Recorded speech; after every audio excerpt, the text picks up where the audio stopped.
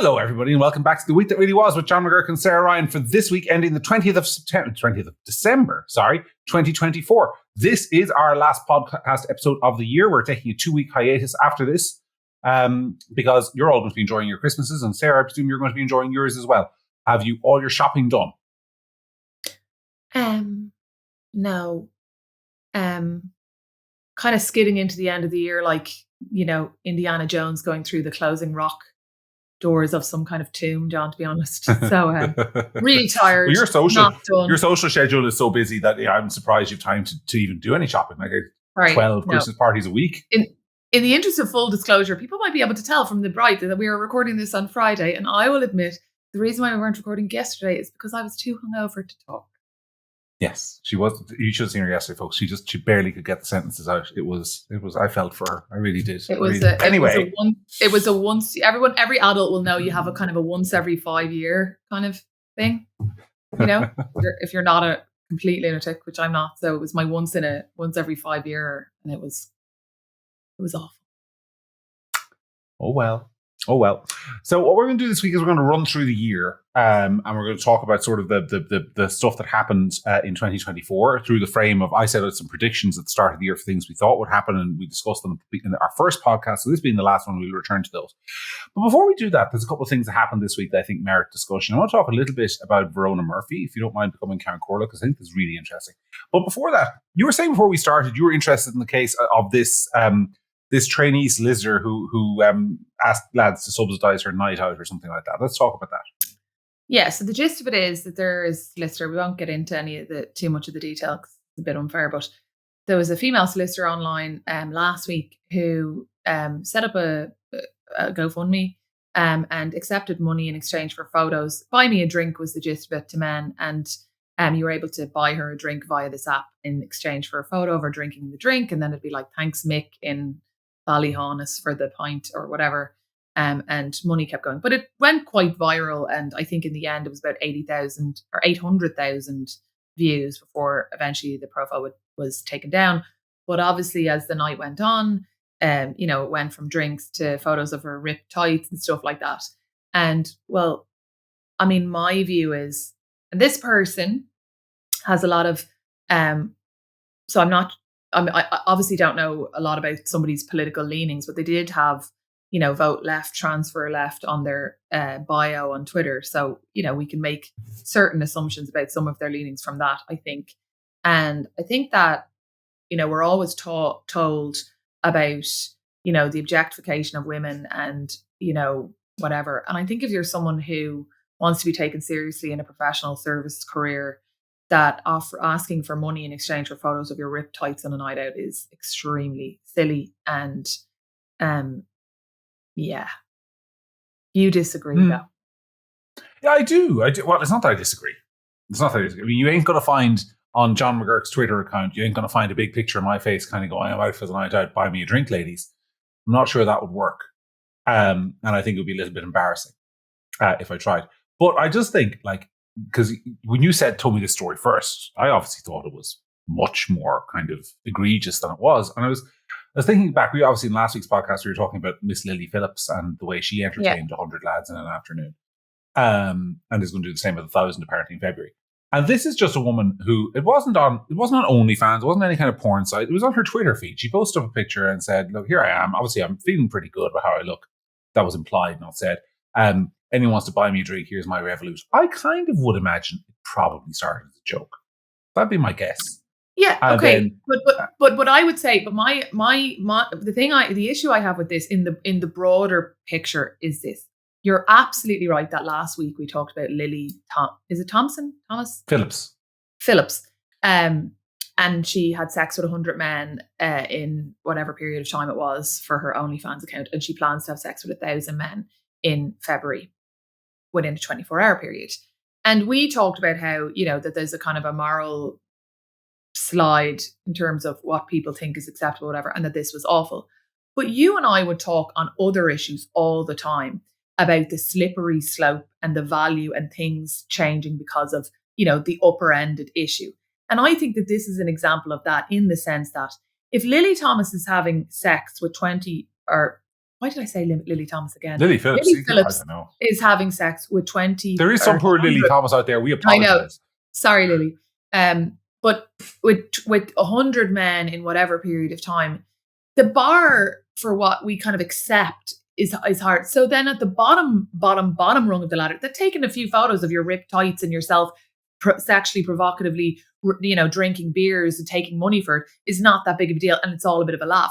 But I don't think it is a bit of a laugh. I think it's something demeaning. I think people should have higher standards than that. I think that, I don't mean to sound like an old granny or whatever, but I just think that and I'm not saying that it wouldn't, that, it would be different if she wasn't, but this is somebody in a solicitor, a trainee solicitor in a serious firm planning on a serious career. And I think that the OnlyFans thing, there's a creep, the value of things changes at the bottom rung of that ladder when we're going to such high levels on the top. And I think this is a good example of it.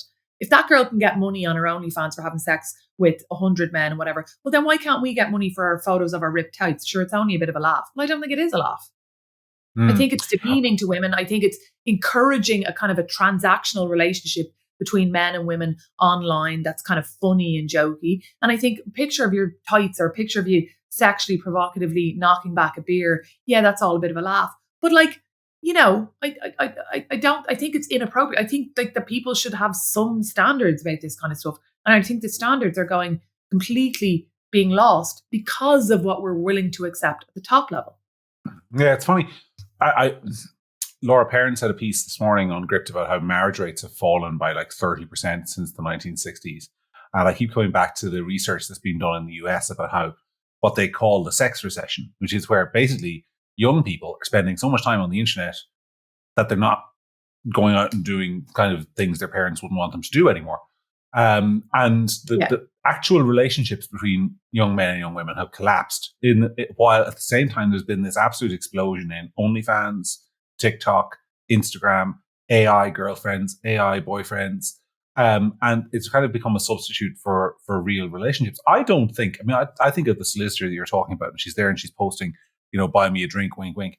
I think of the absolute stranger sitting in, you said Mick from Ballyhonus, but it might as well have been somebody, Mick from Ballyhonus, sitting halfway across the country who has no prospect of ever having a conversation or meaningful connection with this woman, sending her a fiver or sending her a tenner, because it makes him feel good that he's giving some money to an attract. That's why he's doing it. I mean, he knows this guy, he knows he has no prospect of ever having a relationship with a woman, but he's getting this kind of vicarious thrill of treating an attractive woman. There's something unhealthy about that, I think. There's something sad about it, but there's something deeply unhealthy about it in our society where I was listening to, I don't know if I mentioned this on the podcast. I was listening to Niamh O'Connor's podcast a couple of weeks ago that she did about OnlyFans. So Niamh O'Connor was an OnlyFans girl in Ireland for many, many years. And then she made loads of money, became kind of infamous. And now she does a podcast, long story short.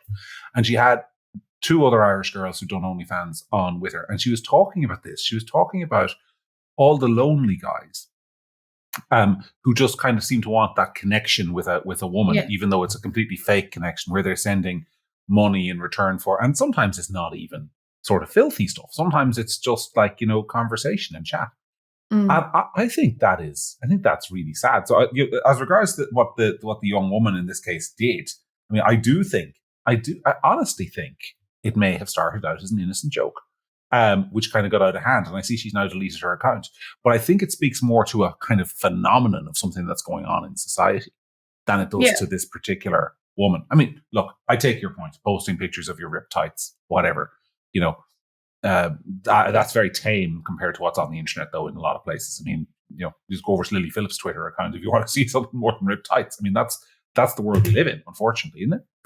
For sure. It's pretty tame, but the point is that it's not, you're not an OnlyFans person. You're supposedly somebody who's embarking on a serious career, and I think it's just weird and creepy that you would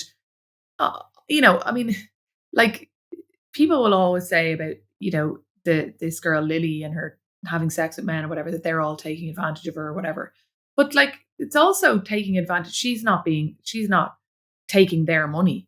This girl is taking money from Mick and Ballyhon, as we'll call him, the lonely, guy who has very little, interactions with women. Like, maybe just because you can doesn't mean you should. Just because you can send photos and do this and, it's all a bit of a joke doesn't mean, and it wasn't, it's all deleted now, but when it was actually happening, it wasn't 5s and 10s, it was 100s. And it was men begging for another photo. Oh, I've already sent you so much money already. Can you not just put up another photo of your tights kind of? Like, like, John, if I go into a room full of, vulnerable people and I take advantage of them, it's wrong. It's not, so there's that element to it. And I also just think it's wildly inappropriate to do such kind of sexual stuff when you're, want to be taken seriously in your career. If that makes me boring and a prude, okay, fine. But I just think the internet is dark, and, if you can't say that there's not something creepy and weird about yourself putting up sexually provocative kind of images of yourself in exchange for money, and that's completely normal. I'm not gonna. Yeah, on the point about her career, and I mean, look, I think this is one of those ones where it's in the eye of the beholder. I don't know if the woman in question walked in as my solicitor or something, would I think less of her? I don't know. I don't think so. But I think that, like, we live in a country that is certainly less censorious than it was even 10 years ago. I was writing a piece during the week about the Irish rugby players. Irish rugby player Dennis Coulson, who was sentenced for gang rape in France. I don't know if you saw that. And I was thinking back to the story, which didn't involve any kind of rape or illegality, sort of in 2013, of the 2 Irish rugby players who ended up in a situation with a woman together. And I don't know if you remember at the time, that went all around the country's WhatsApp. And that woman ended up having to emigrate and leave the country because of the shame of her conduct, which I'm not sure that would happen anymore in Ireland. I think we've become much more, like, the things that people are ashamed about become, like, those standards are slipping day by day by day by day. I'm not saying there's a right or a wrong to this. I just think it's objectively the case. So I think this woman will be fine in her career. I think if the law firm in question tried to take any disciplinary action against her or disadvantaged her in any way, I think she'd probably have a very strong case in the courts, because I don't think she did anything except post a picture saying going out for a night out. But does that mean she'd be taken less seriously by her colleagues in those passive ways that don't involve formally being discriminated against? It may well. It's a very hard call to make. I certainly don't think I would advise anyone to do that. But that's just because once stuff goes on the internet, you never know what's going to happen with it, right? Yeah, but it's not even just a woman thing. I mean, if I was in a job and saw a solicitor who was putting photos of his arse for the crack on the internet, I would think he was a bit of an idiot. You know what I mean? Like, it's just, I don't know. There's something about the whole thing and the viral nature of it. And, there's a difference between fame and infamy. And I think can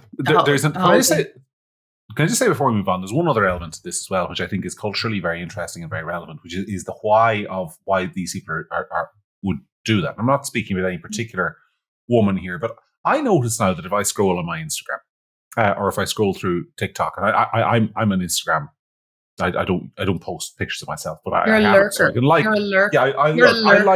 Yeah, I like your pictures of your children and that sort of stuff, and that kind of thing. But as I'm scrolling through, it is all young women in their 20s posting what I would describe as provocative pictures of themselves. And I think there's a huge addiction to that is being that is being fostered in young women, that the validation from strangers on the internet that you're good looking, beautiful and sexually attractive is something that young women in particular are getting addicted to with social media. And I think had this one, I mean, the difference between Twitter and Instagram is obviously Twitter is one where stuff goes viral much quicker on Twitter. Had she posted that picture of herself on her Instagram with broadly the same kind of caption, I don't think there would have been any issue with it. I don't think it would have gone viral in any way, shape, or form. It's because of the medium in which she posted it and the way it went viral. Whereas I think people and young girls in particular are actively feel encouraged by the culture to kind of sexualize themselves constantly. That's just my observation of it as somebody who encounters this stuff on the internet. But I don't know. I think there's an awful lot of stuff in that story. There's an awful lot of stuff going on in the culture just in that one story. Yeah. Something's going on, put it that way. Yeah. Tell you what else is going on. We have a new Karen Corla Verona Murphy has been elected to the €255,000 per year job. And those of you who don't know, because the County Court is kind of a low-profile role in Irish politics, it is, and I think Sarah will agree with me on this, it's probably the best job in politics, because you basically have the same diplomatic rank internationally as the president. You lead parliamentary delegations around the world. You are regarded as the speaker of the Irish Parliament. It's a tremendous job, no responsibility, absolute junket city, massive salary, and you get an extra 5 years in the Dáil if you get it. That job has now gone to Verona Murphy. Fair play to her. I'm sure she'll do a good job. But Sarah, I want to talk about it because Simon Harris told Fine Gael TDs to vote for her literally 4 years after telling Fine Gael TDs that Verona Murphy couldn't be in her party because she had stoked racism. Good enough for... I just want to emphasize, in case anyone thinks, I don't think Verona Murphy stoked racism of any kind at any stage in her career. But Simon Harris did. And then he votes to make her County Corla. I mean, what does that say about him, first of all, but secondly, Irish politics? I don't know. I'm a bit torn on this one, because I think that, like, if somebody, even in your interpretation, makes a mistake, you shouldn't really hold it against them forever. And, people say things in politics and, like, and if I thought that was his mentality, I'd be much more forgiving about it. The issue I have is that, it's not that. It's not him saying, yeah, I got that wrong. I actually think she's really good. It's more that he'll just completely ignore that ever happened and just tell the lads to vote for her because it's politically suitable for him to do so now. And I don't think it helps, people's sort of cynical view of politics at all. But at the same time, he's in a kind of a tricky situation. Is he going to not form a government with independence on the base? I mean, he can't exactly have Michael Lowry be the Count Corla, can he? I mean, well, I say that, who knows what'll happen next, but Michael Lowry be a minister, but he's in a kind of a tricky position. He's not going to collapse government talks over that, but at the same time, we definitely have a political class who over time are continuously, by the media, I think predominantly, they fail to be held to account for things that they've said before, and how they might be hypocritical or contradictory to what they're doing today. All right. Yeah, I think there's a couple of things here. First of all, it's not just about, as you said, she made a mistake and now I've forgiven her. It's because it's she made a mistake and now I believe she's qualified for one of the most senior jobs in Irish politics, when she's objectively, and I say this with no disrespect to the woman, she's not qualified. She's been a one-term TD. I mean, the County Corla's job, I mean, you think of your chairman, you need to be au fait with the rules, you need to know all the standing orders, you need to have experience to think back to what the precedents were in sort of if there's ever a dispute about the rules, which is why that job has traditionally gone to people who had served 7-8 consecutive terms and were towards the end of their career. Like Sean O'Farrell, the outgoing County Corla, whatever you think about him, had served, I think, 4 terms in the Dáil before he became County Corla. Rory O'Hanlon, who was County Corla, who I knew quite well because he's from Monaghan, he had been a cabinet minister. He'd been chairman of the Fianna Fáil parliamentary party. He'd been in politics for almost 20 years before he got that job, because experience is important in that particular job. Experience is important, not necessarily important in other jobs, but in that job it is. So my theory with Simon Harris is he didn't believe she was a racist in 2020. And he didn't believe she was qualified to be County Corla in 2024. In both cases, he was just putting on the old actor's face and doing what was entirely politically expedient. And I just find it, it goes back to that incident during the election campaign where the sort of Owen McLove Act failed him. And he was confronted with a voter and sort of the real face of Simon Harris came out. And I think it's just a reminder that pretty much everything he does is an act. I'd more forgive Micheál Martin because at least he never condemned Verona Murphy in 2020. That's all. Oh, well, I'm sure that's just happenstance, to be honest, John. Like, I don't think that, I think he would have said it. He would have wholeheartedly agreed with everything that Simon said if he'd been given the chance. But I think what's an interesting little thing in there as well is that, like, I listened to Sean O'Farrell on Drive Time and he was furious. He was furious. He was. And it seemed like that he'd been asked to keep on and whatever on the basis of that he would get the support of the party, and then he just got a call from Micheál saying, "Sorry, we need the independence, so we're back in Verona Murphy for this job." And we're going so to it'll cost you a cool $140,000 a year, Sean. Tough. hard luck. So, yes, I think he did look rather grumpy. Did you see, by the way, we had 174 TDs, of whom 173 cast ballots, and one of the ballots was spoiled. I did not see that. Was it spoiled accidentally or on purpose? I don't know. I tried to figure out. Maria talked to John McGuinness, who's one of the candidates. Like, he was like, "No, I didn't see it. Didn't see the spoiled vote."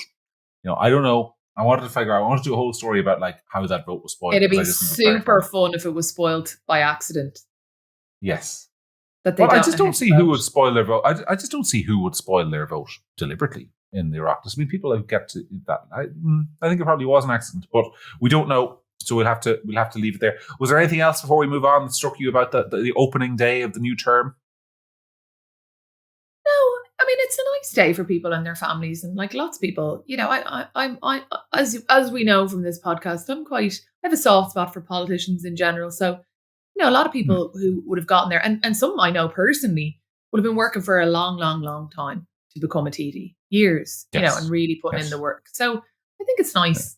They have a day with their family and they take photos, and I'm happy for them. Even the ones I disagree with. Yeah. Even the ones I disagree with. They're utterly disillusioned. Absolutely. 3 months. Are you joking? About 3 weeks. But it's nice for them and their families. All right. Okay. You know what we'll do? We'll talk about the year that really was, and we'll do it in the context of, because on the 2nd of January 2024, just as I will do on the 2nd of January 2025, I set out sort of 10 predictions for the year. So let's go.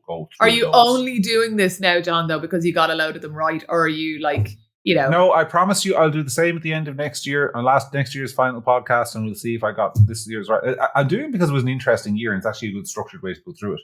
And the first one I got completely. Actually, the first two I think I got wrong.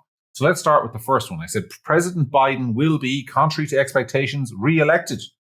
Here's what I'll follow on. I said former President Donald Trump will win the Republican nomination, albeit by a smaller margin in the early states than most polls now predict, on the strength of voters feeling he was somehow cheated out of the 2020 election.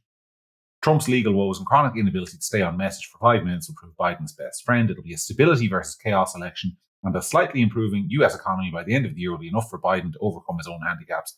He'll be reluctantly re-elected by the US public. Trump will get 46% of the national vote. Well, everything there was wrong, Sarah. Everything. Okay. Well, I'll give you one thing. It wasn't Biden. So you could trash that whole prediction on the basis that the events, dear boy, events changed it for you. But you did think I don't think so. I think you didn't think Kamala was going to win the.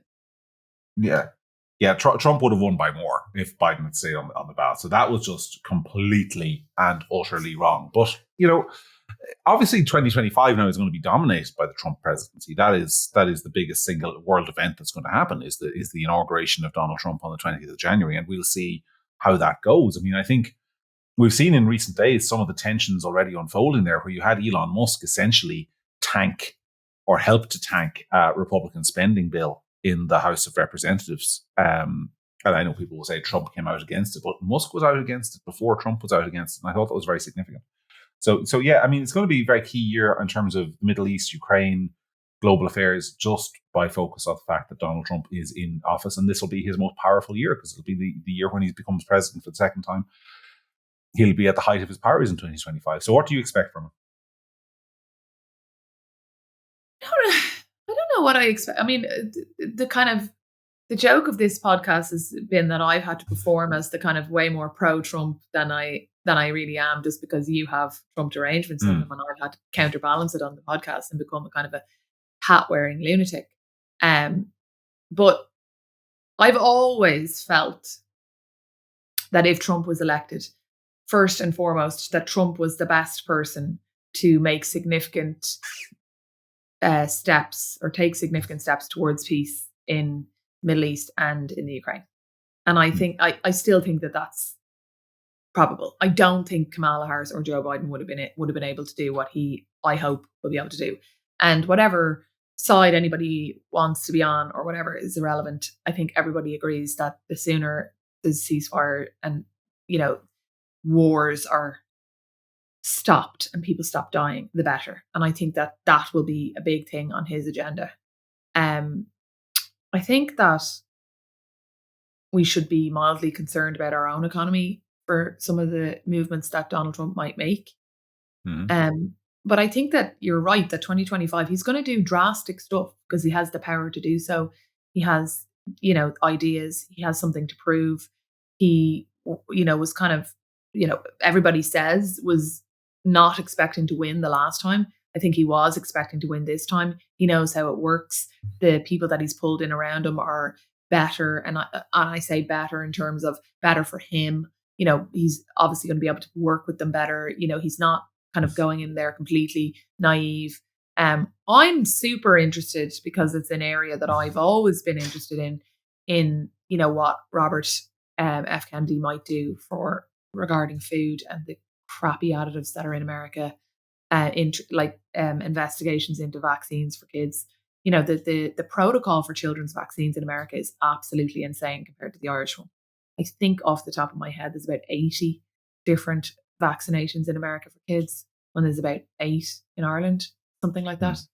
Don't come at me. I know I don't have the numbers exactly right, but insane levels of vaccination for kids. And the thing is, they do have more diseases. We live in a country with but they're not exposed. But they're not exposed to most of those diseases. Even in Ireland, like even with my kids are vaccinated, right?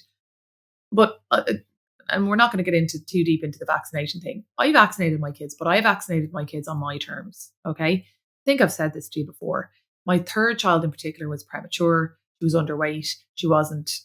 She was in the NICU for a few weeks, and then she was on a daily monitoring and weighing and whatever. And I was told at the 6-week mark, which was in her corrected age, still minus full gestational age, if you know what I mean. It's vaccine time. And I said no. And because I know of adults who have gotten vaccines when they're immunocompromised in some way, who've had devastating consequences for them. So in my gut as a mother, I was like, you're not vaccinating my kid until my kid is hearty and healthy and able to take a knock that a vaccine might impose.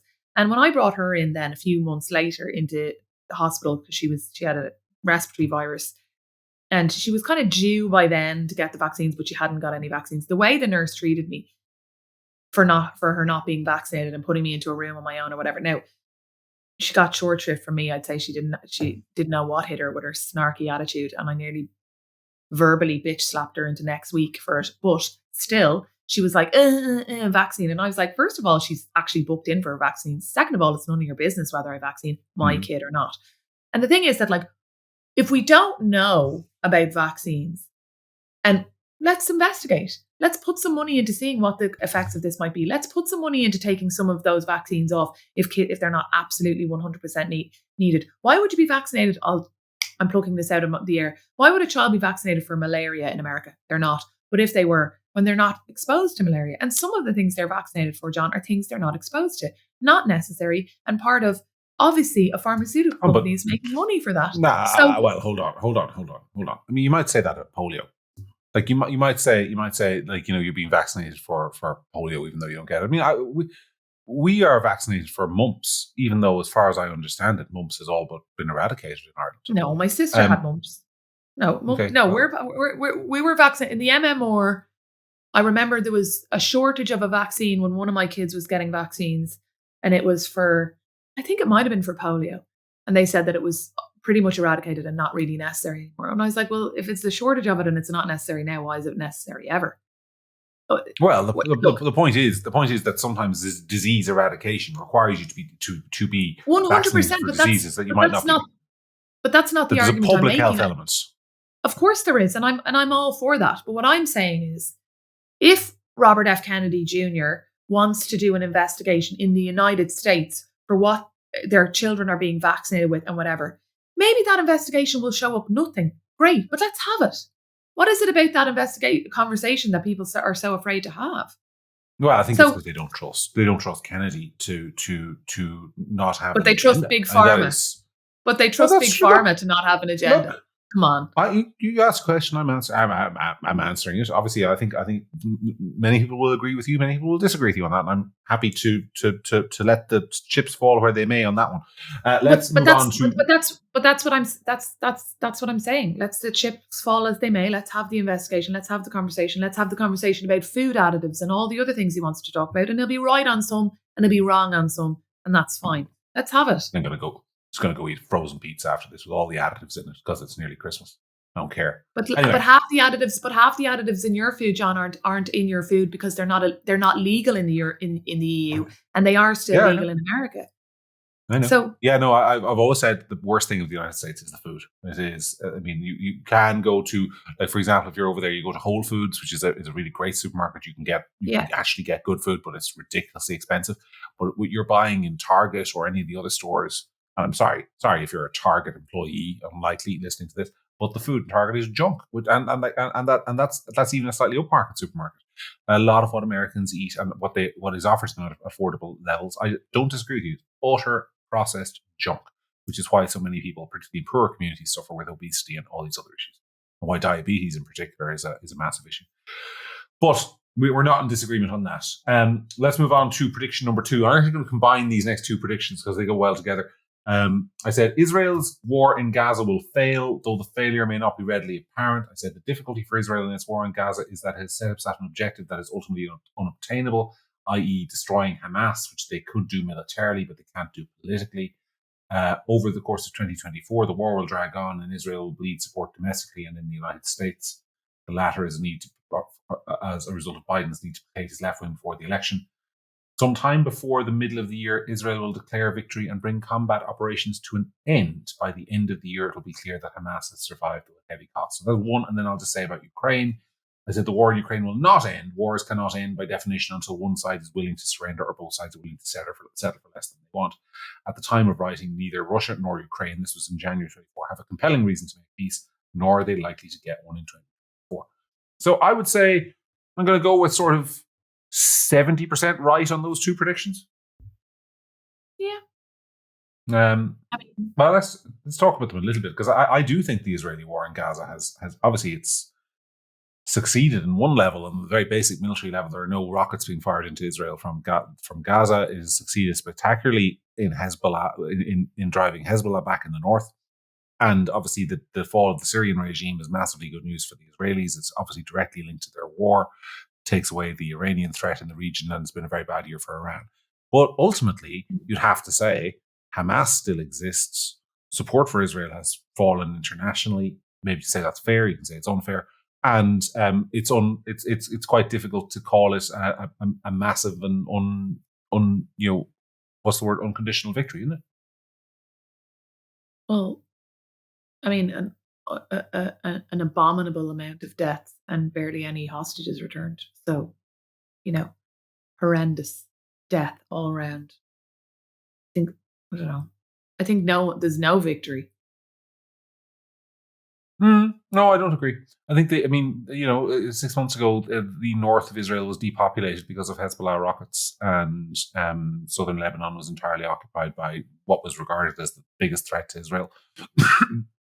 Hezbollah been utterly demolished. But the point of the war, John, the point of the war, the point at the start was we were told that the point was to get hostages back. How many hostages were returned alive in 2024? You could count them on one hand. You could count them on one hand. That is right true. At the beginning, there was about a handful. There was a load of them. We discussed it at length because I was so upset about it at the time. Hirsch, Goldberg, Poland, and a few of them, they were returned dead.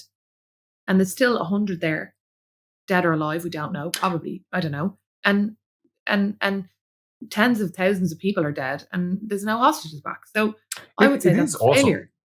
There's different ways of looking at war, militarily, operationally, militarily. Like you're saying, land grab and this and that, whatever. Fine, whatever. I don't care.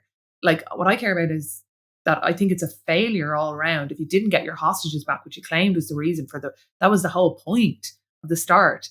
There was that Hamas came in on parachutes and into festivals and took people into Gaza, and the point was to get those people back. And the foundation of the negotiations at the start was exchanges for hostages. And if you've barely gotten any of the hostages back and you've blown the fucking shite out of everything, I think that's a failure. You've killed loads of people. I think the Israelis have, and I'm not defending the Netanyahu government here, but to explain their position on this, I mean, they have consistently said they will have a ceasefire in Gaza in return for the release of the hostages. But I think they have also made very clear that they will not get the hostages back at any price. That their view on this, and this is, I mean, you go back to the case of Israeli soldiers in recent years who've been kidnapped long before this war, and it's it's a deliberate operation by Hamas to kidnap a soldier, and they demand 1,500 Palestinians be released from Israeli prisons in return for this one soldier. I think the disposition of the current Israeli government is we are not going to negotiate at any price. That because doing so incentivizes future hostage taking. So their theory is that if they go all out and they give Hamas a really good ceasefire deal that returns the hostages, well, that sends a signal to every terror group that the way to get the Israelis to the table is to take more civilians hostage. And that is and I think they're right about that. I'm just going to say that. I think they're absolutely right about that. And it's the same with every hostage taking scenario that there is. I mean, what's that movie? Is it Speed? Where Keanu Reeves is asked, what do you do? And he says, shoot the hostage. What's the movie where I think Keanu Reeves says, shoot the hostage? I think it's Speed. It's like if a guy is a gun to the head of somebody and he's, what do you do? And the answer is you shoot the hostage in the leg. Oh, I think that's like Passenger 57 or something stupid like that. Go on. Tell us in the comments. Anyway, let's turn to Ukraine. I was 100% right about Ukraine. I mean, that war is just, no one has any incentive to make peace there. Now, you think that might change in 2024 with the Trump presidency? Yeah, I do. I think the only person who commands any respect from Russia is probably Trump. I think he's got there's something about that relationship and something about the way he talks and the machoism of it that I think that he could. I don't know. Maybe I'm being completely ridiculous, but I think if there was ever a shot of anybody brokering any kind of deal or brokering any kind of peace deal, withdrawing funds or whatever from the Ukraine and making this thing grind to a halt, it's him. I'm going to put that on my prediction list for 2025. 24 hours. That's what he said. 24 hours of taking office, he would have peace in the middle, in not the Middle East, peace between Russia and Ukraine within 24 hours taking office.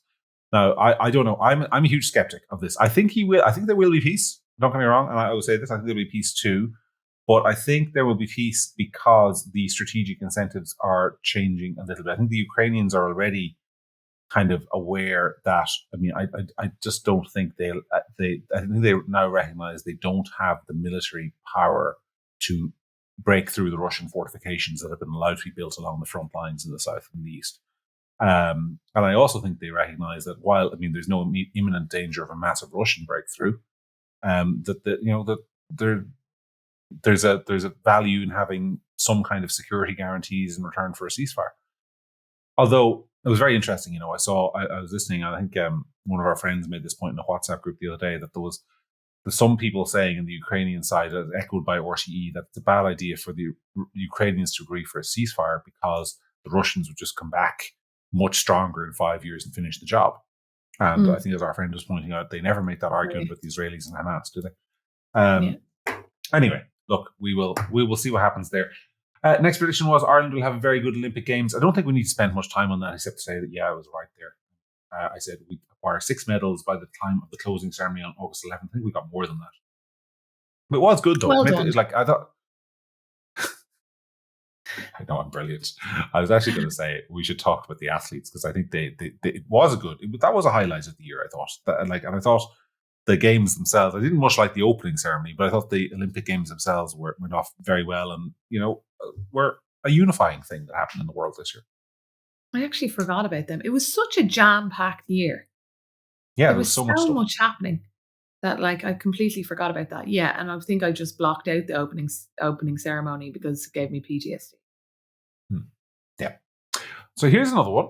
We move on because this was made. Now I'm really proud of this one. This was made on the 2nd of January 2024. 6 months or 4 or 5 months at least before these events happened, and certainly when the polls were against it. I said the referenda on women and families will be defeated. I said in a referendum campaign, the side that tells the better story usually wins. A few months out from Ireland's 2 largely pointless referenda on women and family in the home, the government has yet to develop any compelling reason to pass them at all. Opponents are well positioned to tie the 2 referendum to unpopular social trends and will have a receptive and restless electorate to talk to. A lack of enthusiasm will hurt the Yes campaign. Both referenda will be defeated on a low turnout. I mean, Nostradamus there, in fairness now, aren't I? Yeah, very good. Very, very good. The government never managed to tell a good story about those referenda because there wasn't any. And it was great. And it was a win. And I thoroughly enjoyed it. Yeah. And but I also think in retrospect that it was the electorate took a little bit of their anger out on the government in those referenda, because the government. I think in hindsight, I think in hindsight, one of the things that happened was that they kind of lanced an anger a bit that we would have been happier for them to use in an actual election that had consequences. But anyway. All right. The next one was Sinn Féin will swing to the right on immigration. Now, this one I got kind of, this one I'm giving myself only sort of 30% right on. I said, this is a relatively easy prediction because it's already in progress. However, 2024 promises to be an even rougher year for the government on immigration than 2023 was. That's correct. There'll be more instances of arson and violence at proposed migrant accommodation centres. I think that kind of eased off, but there was in January. Local protests will continue to grow. Sinn Féin will morph over the course of the year into a reluctant but firm immigration restrictionist, for which the party will be condemned from the left to little effect.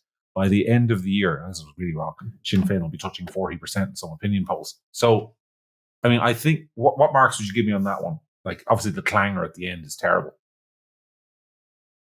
I would give you, I think 50-50. I mean, they did swing a bit right on immigration. No? No, they did. I definitely remember. I think you're right. They did. I think it was easy to see that they would. I mean, they're definitely to the right on immigration now of where they were by a substantial margin in January.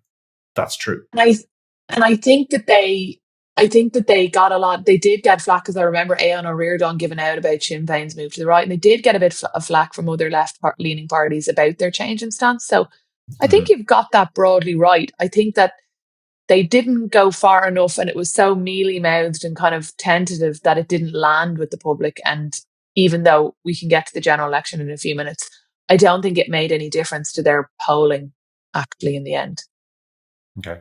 Yeah, I think that's fair. I think that's fair. I think I know their polling changed for the election, in case people, want to misunderstand me, but I don't think it was anything to do with their positioning on immigration, because I don't think their voice was strong enough, and I think it was too late. And it seems cynical. Okay.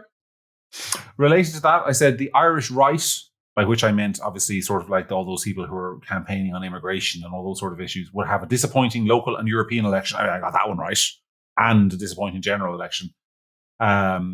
I was kind of brutal there. I said this summer's local election campaign will see a raft of candidates from what the Irish Times will call the far right, but many of them will run amateurish campaigns more suited to social media echo chambers than the demands of an election. In the meantime, other parties will steal many of their clothes, particularly on the immigration issue. I think I was mostly right about that. I did want to say that Claire Daly and Mick Wallace would hold their seats, which was wrong. So I'm only going to give myself like 80% on that. But I think I do.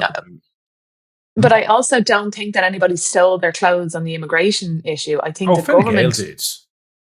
I think the government stole their clothes on the immigration issue on the basis of like some tentative stuff, and then they just, the immigration got taken off the agenda by a few clever manoeuvres. Yeah, it was like do you remember before the local elections when Simon Harris became Taoiseach, he sent in the Gardaí to dismantle the tent cities in Dublin. Suddenly there were railings up. It was decisive. We're going to toughen up deportations. That stole their clothes. And that was middle of the ground voters, middle ground voters. It was enough for them to say, oh yeah, the government takes it seriously. And rhetoric has been toughened up over the course of the year. This business of organising a special plane for deportations, all that sort of carry on. They toughened up their rhetoric, and they did steal clothes from people who and remain much more radical on this issue. I think that's fair to say. I mean, I don't know if that'll be enough. I don't know if that'll be enough as things move on, but I think it definitely happens. The next one was one of Mr. Martin or Mr. Varadkar, who was Taoiseach in January, will not survive the year as leaders of their party. I said the bad local and European elections for the government will spark panic in the coalition and amongst coalition backbenchers. By June, talk of Simon Harris assuming the leadership of Fine Gael will be rife. By September, he may be Taoiseach. Well done, Dan. Thank you. It was actually, he didn't even... It wasn't the local and European elections. He went to Washington for Paddy's Day and came back and decided it was probably something he ate in a chicken nugget or something. And he decided that he came back and was like, I don't want to be Taoiseach anymore. And that was it. Yes. Yeah, that was good though. It was good not only to call that one of them a go, but that Simon Harris would be the Taoiseach. That was pretty good going. Listen, you get a lot of stick when you're wrong, so we'll give it to you when you're right. Yes, yeah. Another one where this one was easy. I'm not taking any credit for this one. Keir Starmer will be Prime Minister of the UK by year's end. I mean, that blind man could have seen that one coming, right? So we'll skip over that one.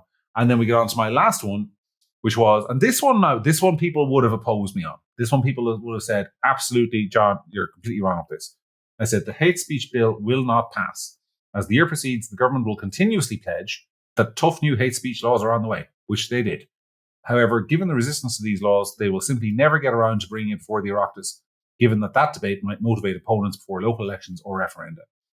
Sinn Féin, as part of its swing to the right on issues of culture, will emerge with stiff but opportunistic opponents of the bill, removing some of the government's already limited political cover. By the end of the year, a general election will be close at hand and the bill will be quietly postponed until the new dawn. I'm sorry, I nailed that one. And people thought I was wrong. People said, no, they definitely pass it. They're determined to pass it because, like, the world trade, what do you call it? Lads in Davos are going to make them pass it. But I was even right about Sinn Féin becoming determined opponents. So, but do you think we'll see that back in 2025, sir? 100%. I think you're completely 100%. wrong. Do you? No. Oh, yeah, of course. Because the next government is going to be Fianna Fáil, Fine Gael and the Independents.